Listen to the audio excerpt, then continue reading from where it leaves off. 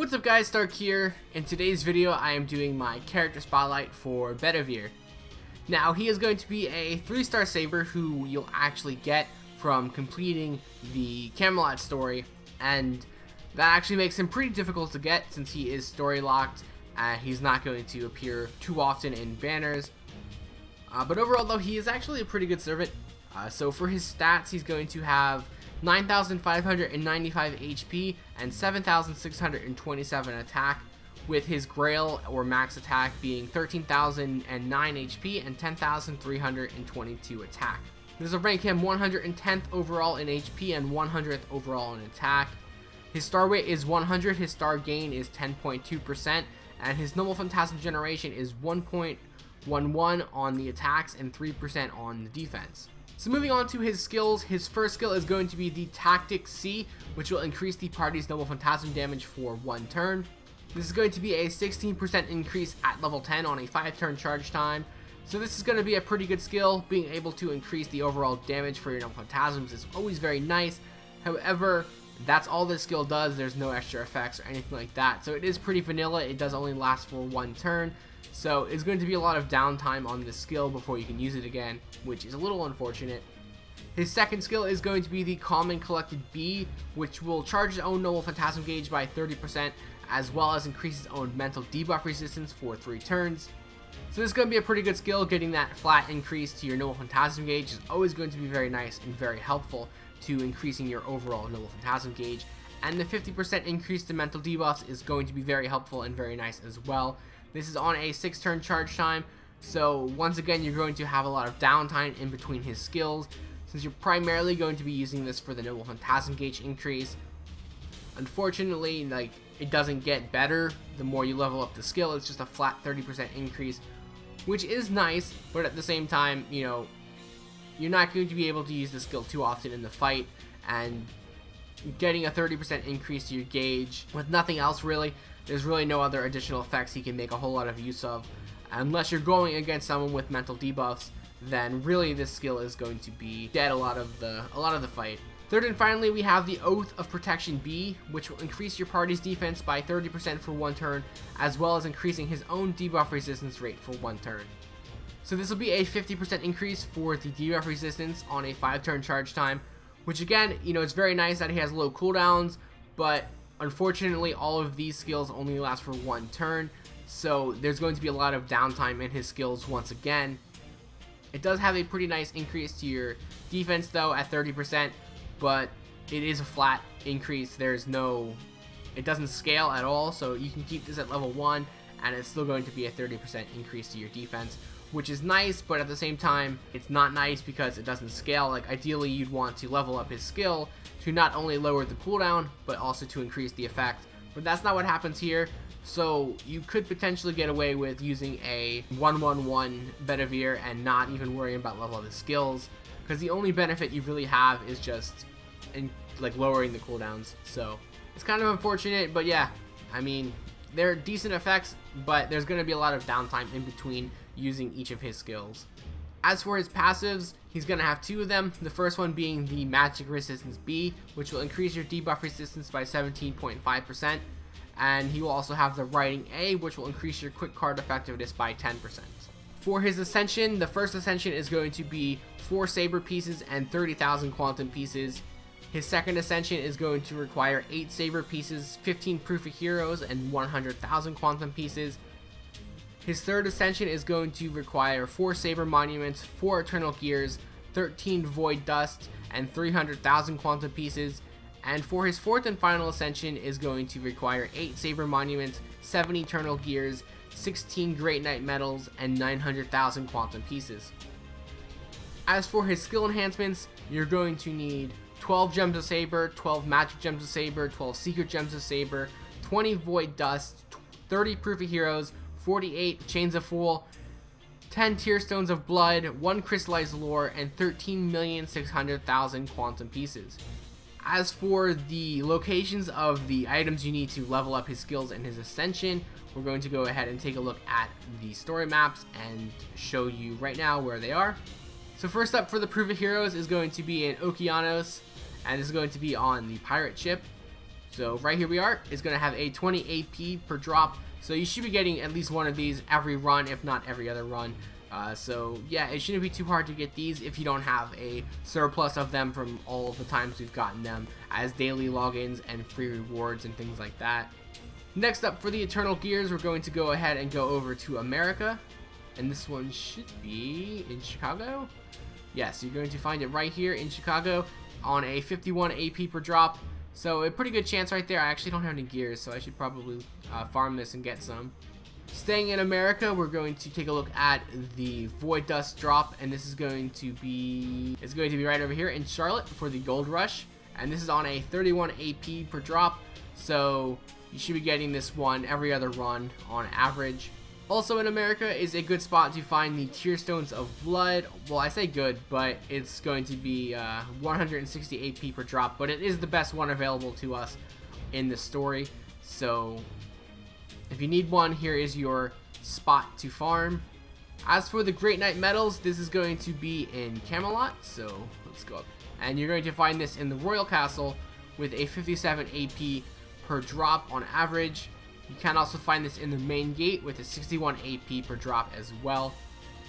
And then finally, the Chains of Fool are also going to be in Camelot, and they're going to be right here in the Wastelands of Death.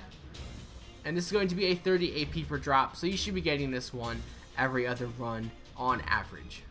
As for which skills to level up first, I said it before though, you really don't necessarily have to level up his skills because a lot of them are flat percentage based skills. So you have that flat increase to your defense, the flat increase to your Phantasm gauge. The only thing you're going to be doing is lowering the cooldowns of the skills. So I would ideally say to level up his first skill first to get the Null Phantasm damage increase on the lowest cooldown possible, and then his third skill, and then finally his second skill. Moving on now to his command cards and his Null Phantasm. For his command cards, he's going to have 2 quick, 1 arts, 2 buster, and the hit counts are going to be 2 on the quick, 1 on the arts, 2 on the buster, and 5 on his extra attack. As for his Null Phantasm, I'm going to go ahead and play the clip of his Null Phantasm right now, and I will see you guys back here in a couple seconds.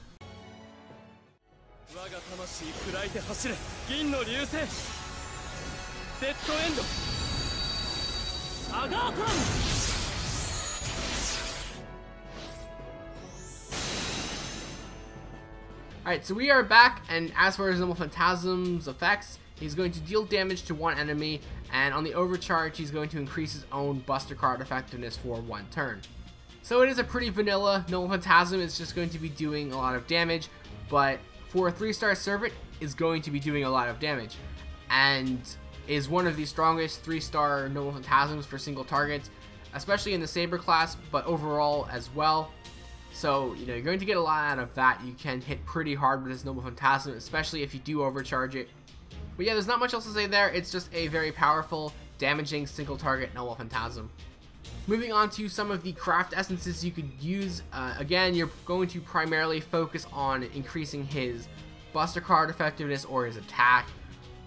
But first up is going to be his maximum bond craft essence, which is going to be the Lost Right Arm, which while equipped will increase the buster card effectiveness and Null Phantasm gain of all of your allies by 10% while on the field. You could also use the Holy Knight Supper, which will let you start the battle with 30% of your gauge filled, as well as increasing your critical damage and your Null Phantasm damage by 10%, and this will be 15% on the maximum limit break with 50% of your gauge filled at the start of the battle. This one's a pretty good option. You know, being able to get your gauge filled right away is going to be nice. You can combo that in with his own skill, so if you do have it max limit broken, you only have 20% left in order to get your Null Phantasm off, which is good, and you also have a little bit of an increase to your Null Phantasm damage. Another good option to use is the Golden Sumo Boulder Tournament, and this one is probably my preferred option, especially if it's max limit broken. But you'll be able to increase your attack by 10%, and you also start the battle with 30% of your gauge filled, and if you do have it max limit broken, it'll be a 15% increase to your attack, and 50% of your gauge will be filled at the start of the fight.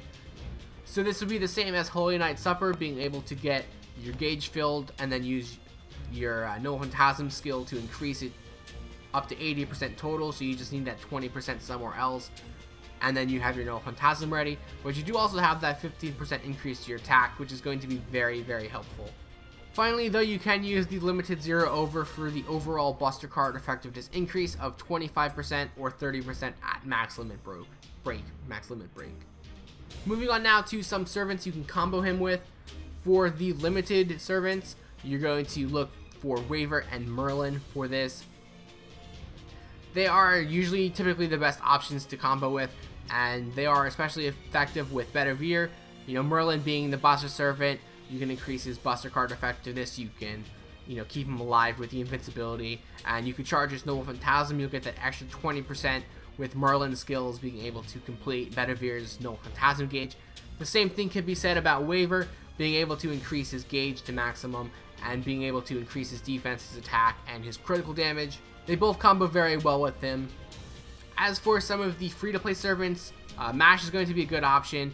Since Bedivere is a 3-star servant, he's going to be more or less squishy and very difficult to keep alive. So Mash will be able to help with that, being able to use a whole bunch of defensive buffs to keep him alive, as well as increasing his attack with her Noble Phantasm if you are far enough in the story. But you will be, because you have to unlock Bedivere to begin with. So that really shouldn't be an issue for anyone who is trying to combo those two characters together. As for Hans, you're going to be able to make a really good use of his Noble Phantasm, being able to heal, being able to increase the attack and defense of Bedivere is going to be very helpful, and you can also get that critical star and critical damage overall. So yeah, Hans is a very good combination to use as well. As for his stars, for his stats, he's only going to get 2.5 out of 5. Him being a 3-star servant, he does have some of the lower stats in the game, which is unfortunate, because if he was a 4-star servant, I feel like he would see a lot more playing time than he actually does. I have seen a few people grail him, and it's definitely not a bad option. I personally wouldn't grail him, but I have seen a lot of people do it. For his skills, he's going to get 3.5 out of 5 for his skills. He's got decent effects on his skills, but there are a lot of downtime in between the uses of his skills, and they really don't have a whole lot of substance to them. So once you use his skills, you're probably not going to use them too often again in the fights, and that really does hinder his usability, in my opinion. His Noble Phantasm, though, is going to actually get 4.5 stars. Is very powerful, and I'm taking into account the fact that he is a 3-star, but he can still dish out a lot of damage. If you do grail him, that will scale his Noble Phantasm very well as well. And yeah, if you need a very good single target saber for Noble Phantasm, then he could be a pretty good option for you to use. Obviously, it depends on who you have, though, but he does have a very powerful Noble Phantasm. For his survivability, I am going to give him 3.5 stars. Now, this might seem a little bit high, but he does have that 30% increase to his defense, and he does also have some pretty good debuff resistance. So yeah, he does have low HP, but it's not terribly low, and he does have that debuff increase, or the defense increase as well, so it should keep him alive a little bit longer in the fight than you might imagine. But overall, though, he doesn't really have too much else besides that, so I really can't give him too many more points as far as survivability goes. For his versatility, he's going to get 3 stars. He's not a terrible character. He does work pretty well. He's got a strong Noble Phantasm, but for his skills overall, they do offer a little bit of support, but again, they have a lot of dead time in between these skill usages, and that just makes it very difficult to put him on your team. There are so many other sabers that could be usable in his place, and really, it's going to be very difficult to find any way to put him on certain teams unless you grail him. If you do grail him, then his versatility will go up a little bit, just because he'll have better stats. So, but yeah, I mean, he's not going to be used that often, in my opinion at least. And that will give his overall ranking a 3.4 out of 5. I do think he is a little bit better than his overall ranking would lead on, and that is primarily just because his stats are low as a 3-star servant. But yeah, overall he's got a decent kit of skills, even if they do have a lot of dead time in between them, and he does have a very powerful Noble Phantasm. So he could definitely be useful in certain situations, and like I said, if you do grail him, then he is going to be a lot more useful, although I do not recommend grailing him. So that's it, guys. Thanks for watching. As always, if you did like the video, feel free to like, comment, and subscribe. And I have links below to my Twitter, Twitch, Patreon, and Discord, so definitely check those out. And thanks for watching, guys, and I will see you guys next time.